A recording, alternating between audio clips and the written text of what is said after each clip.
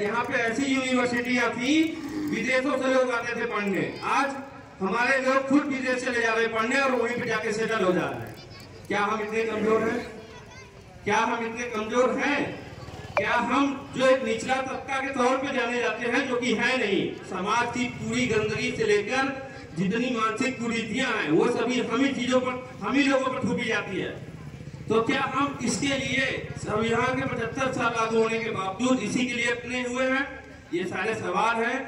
आज पहली बार मुझे महसूस हो रहा है कि इस पूरे अप्रैल में बाबा साहब की जयंती जगह जगह पर भव्य मनाया गया है। ऐसा मनाया गया कि अब लगने लगा है कि महापुरुषों के तौर पर हमारे घर की दीवारों पर जो तस्वीरें आ रही हैं, उससे हमारे बच्चे आने वाली पीढ़ी को इतना आगे ले जाएंगे कि पुनः विश्व गुरु बनने में देरी नहीं लगेगी। और बाबा साहब ने कहा था, एक बात ये भी कही थी कि 21वीं सदी बहुजनों की है और बहुजन 21वीं सदी में राज करेंगे।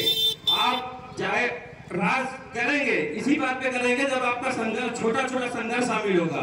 जैसे आज मैं यहाँ पे आके बोल रहा हूँ, वैसे आप भी कहीं पे जाके बोलेंगे। और बोलेंगे तब जब आप में उतना कॉन्फिडेंस होगा, जब आप मान्यवर साहब को पढ़ेंगे, जब आप बाबा साहब को पढ़ेंगे, अपने संतों गुरु महापुरुषों को पढ़ेंगे। अन्यथा यहाँ पे खड़े होकर बोलने में सभी संकोचा क्यों रहे हैं? आज क्या कर रहे हैं कि यहाँ पे खड़े होकर आप बोल नहीं पा रहे हैं? यही ना शिक्षा की कमी।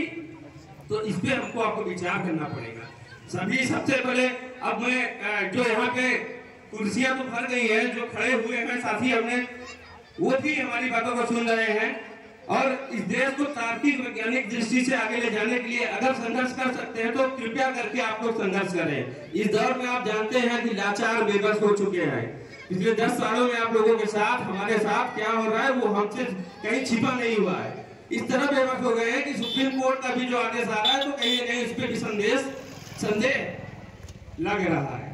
तो सारी संस्थाएं अगर जब्त कर ली जाएंगी तो पुनः हम लोग किस दौर में चले जाएंगे? 1000 साल से जैसे गुलाम थे, वैसे जो कहते हैं 1000 साल से गुलाम, वो गलत नहीं करते हैं। जैसा कहा जाता है कि क्या नाम है,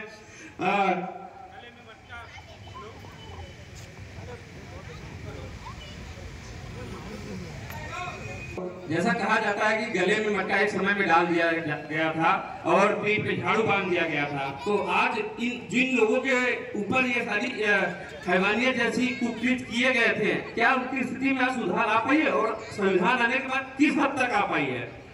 आपको दिखाया जाएगा कि सफाई कर्मचारी का पैर धुला जा रहा है।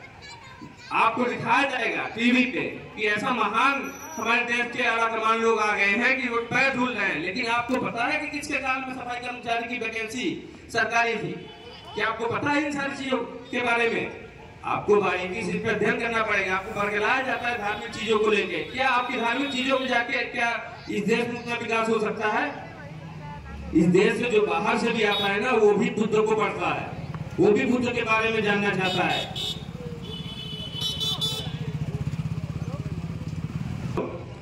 वो भी बुद्ध के बारे में जानना चाहता है। तो आज आपके देश के आला